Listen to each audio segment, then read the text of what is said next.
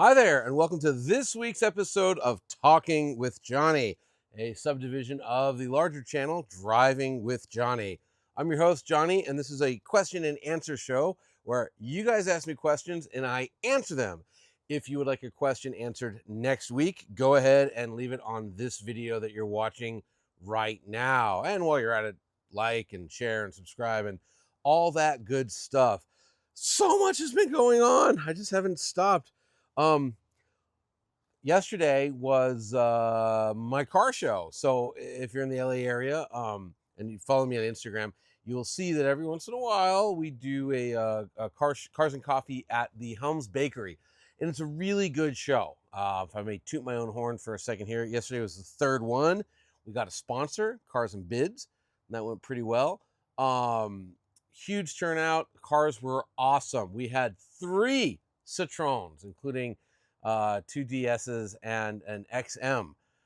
We had, I think, a real 550 Spider showed up and a Bizzarini 5300 GT, which somehow I missed yesterday. And there was a Zinger, and I think 9 Porsche 912 showed up, 2 Volkswagen Type 34s, the coolest 64 Impala lowrider I've ever seen.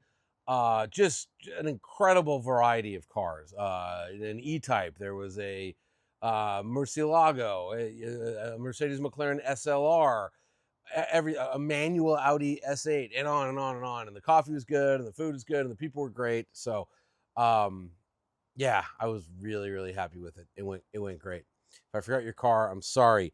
I've been driving nothing but electric Cadillacs. Just finished up with the Escalade IQ. They dropped off an Optic. I had the Vistic a couple weeks ago. Electric caddies, man, they're everywhere. I also got this insane Maybach SL680 monogram edition, which has like an endless number of Maybach logos on it. Filming the video on that. Film the Cadillac. Don't know if we're gonna do the Optic. We might. Going down tomorrow to film a very special video.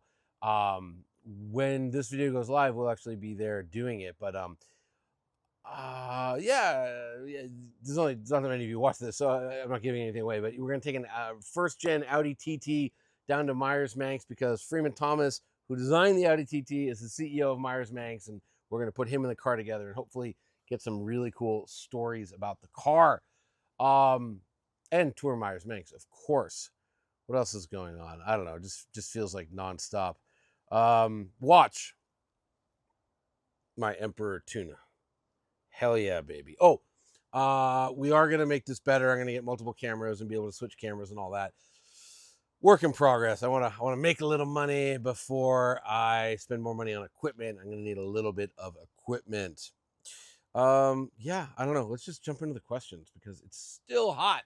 It's really hot today. It's like September 22nd, and tomorrow is going to be like the hottest day in a while. It's crazy. We're having this like prolonged summer here in Los Angeles. I think it ends tomorrow. Please end. Anyhow, all right. Getting to the questions. These are from last week. First of all, a dude named maybe a woman, Lee Nessel. Lee Nessel just gave me $50. So like, thank you, Lee. That's awesome. The rest of you do that. That's great. It was, I don't know, it's like a red thing. It's just a gift. Lord knows we could use it. Okay. Let's see here. Getting to the first question. Everyone spells my name wrong. It's Jonny. Just do that. Okay. Listening on my backyard patio and hearing Johnny's birds had me thinking I had some crazy new species showing up in Minnesota for a second.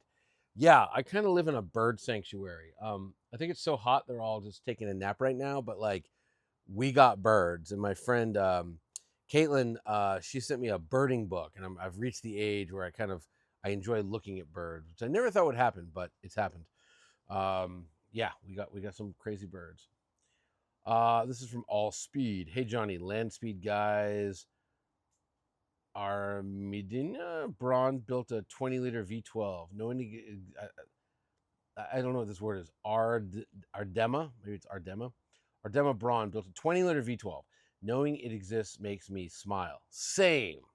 Massive displacement engines are the greatest. The 20-liter V12 is super cool. Really bigger engine. I mean, there's that weird Mercedes hyper Nazi era, like 1940, bad era. I think it's called the T70, and it had a 44.5-liter supercharged Messerschmitt 16-cylinder engine. It was like a bomber motor. It's a 6-wheel car that was supposed to, go 600 kilometers an hour or something crazy like that, like 450 back in 1940. Never really happened. Stay tuned. Go Getty. Talking about Getty Lee. He made a beer with Alex Lifeson, once Neil passed. I'll pivot to most overbuilt home appliance or thingy that you don't need but want. Very random question. I just like tools. I have all my dad's old tools. I wish I was. It's not that I'm not handy. I don't have I gotta clean out my garage and get clean off my workbench. But I like tools. I have a giant tool chest stuffed with tools. I don't really have anything majorly overbuilt, except for my GR Corolla, which isn't even overbuilt. It's just built a little bit. So sorry about that, not answering that question well. But moving on. Happy to hear your best in show. This is back at the bridge. Was a 928 Amazon Green 928 GTS manual white interior. Do you think the Transaxle Porsches will ever become popular again? No. Or will the 911 prevail? The 911 has prevailed.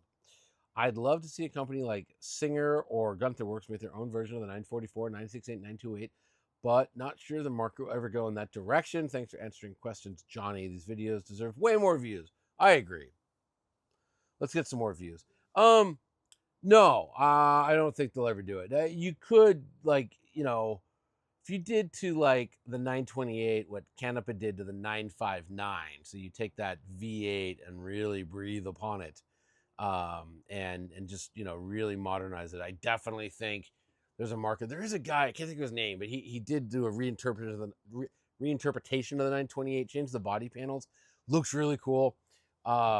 But yeah, I think that would be an awesome thing to do. 944, 968, 924, 4 cylinders. No one's really Singerized a 912. There's probably a reason why. All right. Slippy Scout 1, big love from Kentucky. Johnny, spelled my name wrong, but I'll take it. This is from O'Brien Morency 7117. These names. Will the Honda Passport form the base of the future Acura Slicks or SLX? Can Infiniti be saved? Well, I don't know much about the Passport, although I did see the new one. It looks like a better looking Toyota Land Cruiser. It's really good looking. I wish it had the off. I mean, I hear actually one of them does have off-road chops.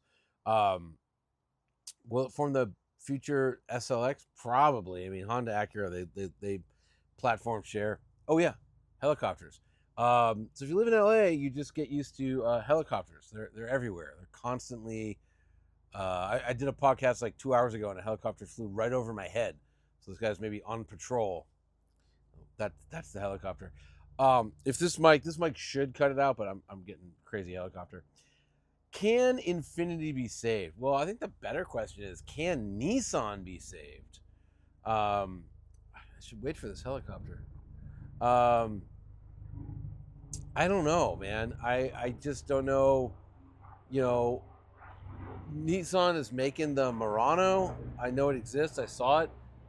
Helicopter. Nobody's buying it, and that's the hot segment. Is the Rogue is a good seller, obviously, but you can't just have one company, or you can't just have a company selling one product. Rogue, but the Murano is maybe too radical looking or something, and no one's buying them. And then the Pathfinder is just sort of really bad, and then the Armada is cool. I'm only talking about SUVs because nobody buys sedans anymore. I mean, when's the last time you heard somebody say, "I'm going to get an Altima or a Sentra"? Sentra's pretty good. Altima's whatever. But yeah, I don't know. Can Nissan be saved? I think is a much better question. Can Infiniti be saved? Sure, you got to do some heavy investing, probably in EV and probably in rear drive platform, and I don't think they want to do that. So, yeah, not looking good. Listen while working in the yard and kept looking up for the helicopter. I know. How do you think I feel? Good day from down under. This is from Aliens Gonna Get You. When you gonna do some Aussie muscle cars? Monaro GTOs from another guy. Oh, Matt Jelinek. Hey, Matt. Yeah. When am I gonna film them? I mean, I'd love to go to Australia. When am I gonna talk about them? Right now. Yeah, they're crazy. I wish I knew more about it. I've never been to Australia. So Alien's Gonna Get You is recommending to go older 70s Falcon GTHO, Tirana XU1, great name, Charger E49. It's like Bizarro America. Murano GTS, etc. Well, I have to go to Australia. So when I go to Australia, all of that will be investigated. Did I mention how hot it was? Have you ever played a Lachlan bass? I have. They split the difference between. Sorry, I'll just mute my computer here. Split the difference between Fender and Ernie Ball. I guess. Have you ever played a Dingwall? I own a Dingwall.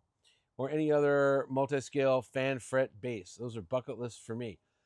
Yeah. So, I own a Dingwall 4-string. I should have got a 5-string. Funny story. Some of you know my buddy Misha Mansour, big car guy, much bigger rock god. He's in the metal band Periphery. He's credited with inventing his own genre of heavy metal called gent. He denies it, but I did him a big favor. I helped him get a car. I don't need to tell what car it is, but it's a big favor. So as repayment, he took my Parking is Hard logo and he stuck it on a bass. But he had asked me, he's like, do you like 4 or 5-string basses? And I own a lot of 4-string basses. I don't own any basses with more than 4 strings. And I didn't know he was going to buy me a bass. And I was like, oh man, 4-string all the way. Meaning that we're talking in music in general, with the exception of like Les Claypool. I never like how the low B string sounds, because if you have a string that's that low anyways, in terms of like your hertz, people always do their EQs like this on bass, and it's just too low. And like if I had one, I would pump the mids when playing a 5-string bass. Anyhow, long story short, he got me a 4-string bass, and he would have got me a 5. I didn't know what he was asking at the time because he was surprising me. That was very cool of Misha, and I love that bass, and it sounds awesome. And yeah, the fan frets are great. They really do sound great, and they make the lows lower and the highs brighter, and they're easy to play. And yeah, I another helicopter, but I sort of hate it because it's like cheating in a way, and makes my other basses feel bad. But Dingwalls are awesome. Bring on the technology. This is someone saying, should we get multiple camera angles and make this a podcast? We're gonna do it. We're gonna do it. I don't know when, but we're gonna do it. Thanks for answering my questions. This is from Ray White. I value your insight and opinions. Yeah, that's one. As a follow-up question, I've been trying to decide if the extra money makes the Carrera S worth it over the base model. I'd be keeping the car for the long term. Yeah, generally speaking, I've never driven, with one exception, I've never driven a base 911 and been like, oh yeah, this is better than the Carrera S. The one lone exception that's going to confuse people, because every time I say this, it freaks people out. The 991.1 Carrera T was better than the Carrera S. The 991.2 Carrera T, wait, am I saying this right? Sorry, maybe there was no 991.1. Sorry, the 991.2, oh, Porsche. The first Carrera T was better than the other cars because it was developed later. It wasn't in the product plan from the get-go. So they just did like more fixing on the platform. Didn't necessarily have much to do with the Carrera T-ness of it, just the fact that it was like a future iteration. The 992.1 just launched with a Carrera T essentially. So it was already in there. They just, it's manual only. They took a couple pounds out of it, but it's not as special. And when you talk about the first Carrera T, and now I'm doubting myself, if gosh, so long ago, 991.2. How do you 991.2? But you talk to Porsche people, engineers, and people involved with the Porsche brand that work for Porsche, and you mentioned that first Carrera T, and they go, oh, yes, that was a very good car. That was a very good car indeed. But yeah, so I think totally worth it for the Carrera S. Yeah, watch Johnny talk. My car shows up today. Hopefully tomorrow. For shame, Johnny. You didn't know who John Deacon was. No, I don't listen to Queen. And he goes, no excuse. Sorry, I never like Queen. I don't think they're cute. I think Another One Bites the Dust and We Want to Rock or whatever. So We Will Rock You and Bohemian Rhapsody, I don't like them. Freddie Mercury, nice guy, hell of a singer. Not my kind of music. And he says, do you know who John Paul Jones is? Yes, I know who the greatest rock bassist of all time is, it's John Paul Jones. Don't believe me? Listen to the chorus of Immigrant Song. I mean, it's just insanity. Yeah, I love John Paul Jones. Okay, for your Canadian fans, do you have any stories to share of past experiences in the Great White North? Well, I'm half Canadian. One just popped into my head. Can I even tell that story? I mean, I'm a sucker for. I love Quebec. My dad's from Montreal, and I just think the whole province is great. Maybe despite the Quebecois, maybe because of them, but Quebec's just awesome. I also am a big Ottawa fan. I was in Ottawa in the winter, and I found it very charming. Been there in the summer too.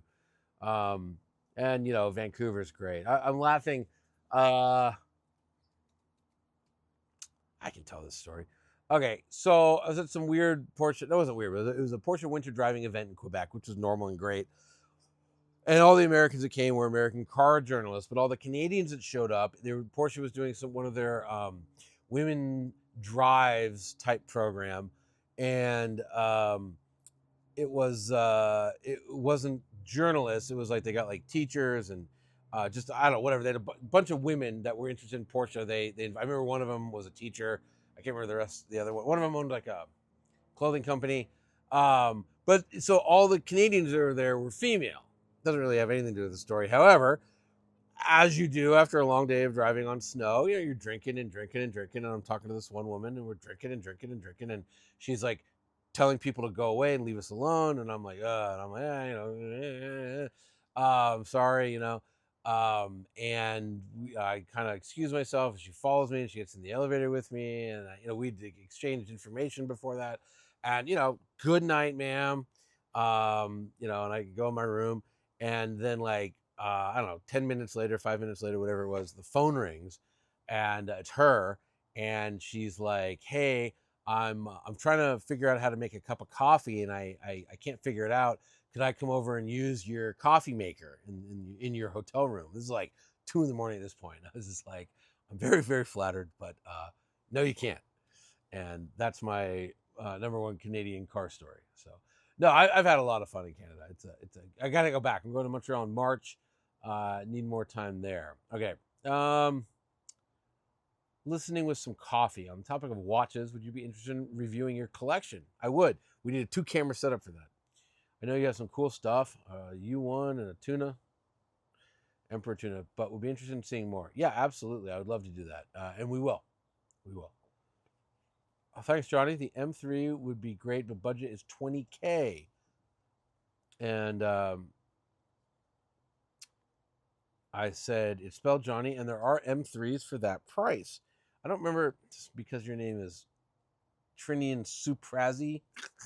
I don't remember what the question was, but if your budget is $20K, and I'm sure you said you want like a sports car, just look for the most Camaro you can get for $20K, or the most Miata you can get for $20K, or the most BMW you can get for $20K. Zuckerman just got a super. I think it's a Europe only one. I can't remember what it was, but it's a E30. It's a 325 IS, but it's some lightweight job, and so it has a lot less power than the M3, but it also weighs like way less, like 400 pounds less or something. So that's something to think about. Some of my friends give me shiz for not owning a car. I haven't owned one in 7 years. I live in downtown Chicago with zero need for a car and work from home.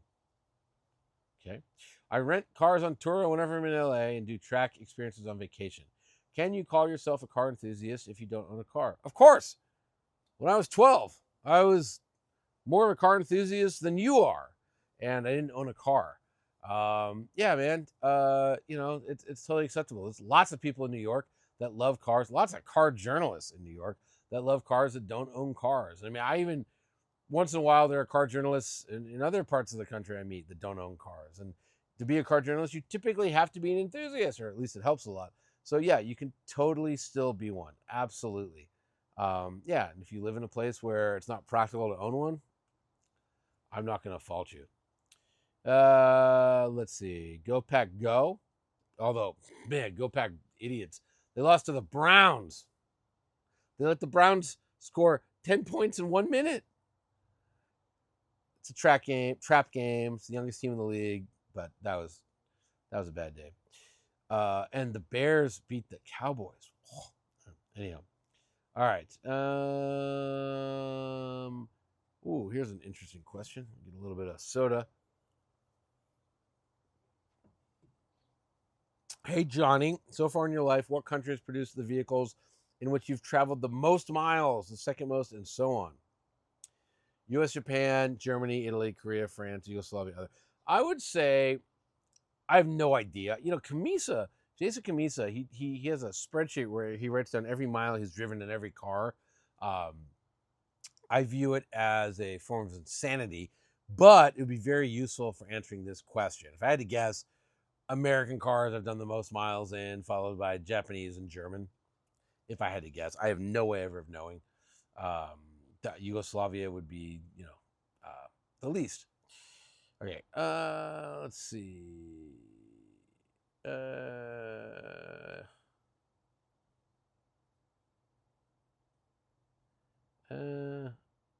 Sorry. I think he had said a lot of stuff, but I was going to skip this. How slow are you between a left-hand drive car or a right-hand drive car? Assuming the same car and specifications, what car you wish car maker comes in left-hand drive and only comes in right-hand drive car? I have no problem driving either one in either country. I've just had I've been lucky. I've had a lot of experience doing that. I never found it hard. I never found shifting with my left hand to be difficult. I never, the pedals are the same.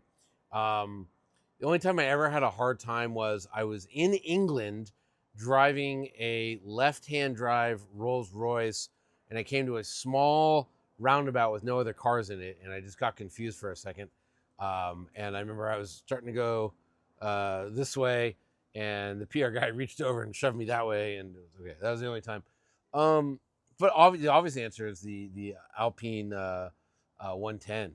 It's such a good car, and that should be on sale in America because while safety standards are great, you should give people the right to know if motorcycles are legal to ride around on. That thing should be legal. It's as simple as that. All right. This guy says, Green Bay, I see you. I say, go Pack, go. What do you think the future of the Alfa Giulia is? I'm on my second one and absolutely love it. Yes, they're absolutely lovable. Terrific cars. A future, not bright. It's hard for me to see a bright future for Stellantis right now. They're really in trouble for a lot of reasons. And it sucks because some of the brands they own, Jeep and Alfa and Maserati, and to a lesser extent Dodge and Ram, are just awesome brands. Citroen used to be awesome, no longer is. Chrysler used to be awesome, no longer is. But they're just in trouble. So I don't know what the future of the Giulia is. I wish I did. It's a shame. It's a shame. It's a shame. What sports car you didn't think would be very good that you were blown away by? What's a sports car? Oh boy. There's so many. I remember the fifth gen Camaro. I always go back to Camaros. I know. But the fifth gen Camaro was terrible. The SS, the V8 was just a bad car. I hated that car. They did a mid-cycle refresh, and they launched before the Z28. They did the 1LE, and they did the ZL1. Yeah, ZL1. And I loved the ZL1. I took a trip in that thing. I drove from San Francisco down to Los Angeles on the Highway 1. And I was much younger. But cars, at the time I was there, it was like summer maybe, and there was a lot of tourists. Tourists like to drive at 25 miles an hour and do this out the window. And it's double yellow, but and I normally never cross double yellows. But 25 and a 55, or just 25 for miles, and they won't pull over because they don't know they're doing anything wrong because they're so out of it. I passed so many cars, most cars I've ever passed in my life, and definitely most illegally, but I love that car. And then I remember the 1LE, which had a square tire setup, which they then used for the Z28, was so impressive. I also remember really liking the Shelby GT350R. So impressive. I remember driving that and being like, whoa, this is like a Porsche GT3. It's really good. man, the Boss 302 Laguna Seca, or even the non Laguna Seca, those were good. Ferrari FF, I just couldn't get my head around the two transmissions, and I drove it, and I was like, this is awesome. Yeah, maybe that's enough. Maybe that's enough. Oh, what's that one? The Corvette Grand Sport, the C6 Grand Sport. I didn't realize how much I'd like it, but man, did I like it. That was a good car. I have a question. Why do electric vehicles not use gearing or a transmission? Well, they have a gear and they have a transmission. It's a one speed. It doesn't change. So the motor spins, but it's not directly connected to the wheels. It spins into a transmission, and there's a reduction because I forget why. No, I know why. I forget if it's higher or lower. Yeah, you because the motor can spin at 29,000 RPM. You don't want the wheel to spin that fast, so you reduce it. I think. So I'll read up. Sorry, I got caught off guard by that one. What do you think about the Rivian R2? Well, any day now. We've been seeing pictures of it and prototypes of it camouflage things of it for a long time now. I hope it's great. Do you think it can succeed in the European market? Depends on the price, but yeah, I think so. I mean, look, Rivian's super ultra high quality. I'm sure Europeans value ultra high quality, desirable products as much as the next continent. And yeah, given a chance, I think it would absolutely succeed in Europe. Quality from Johnny. Well, thank you. Okay. Hey, Johnny. I'm currently driving a Mark 7 GTI. Nice car. Looking to upgrade to an M2 or an RS3 at 2018. I'm 28, don't have any kids. Just sleep. Just go to sleep. If you're in my shoes, which one would you get? Thanks, love your videos. Oh, I get the M2. Yeah, I get M2. Try and get a comp, M2 comp better than M2, but I try to get that if you can swing it. Yeah, what a great car, and you'll just love it forever. For the $150,000 budget guy, get an F90 BMW M5 CS. True. Yes. Okay. Does he live next to a freeway? No. Yeah, I think the sound was bad last week, and I apologize. There's another one. You sound a mile away. Blah, blah, blah, blah, blah. Okay, that's it. We've reached the end. All right, that wasn't bad. Not too long. I have a shorter episode this week. Coming up, what do we got coming up? All kinds of stuff. Oh, the pastrami review, the finding the best pastrami sandwich in Los Angeles episode went live last week, and I was really happy with it. A little long, but there's a lot in that one, and we'll do better next time, and we'll get more pictures of the food. But I think the concept was fun. If you watched it and you have an opinion about it, comment down below. If you want a question answered for next week, leave it down below. If you like the video, like the video. If you want to share the video, share the video. If you want to subscribe to my channel, we're blown past the 10,000 subscriber mark. We're on like 10,400, something like that. Going great. It's been 3 months. Thank you guys so much. And we will catch you on the next episode of Talking with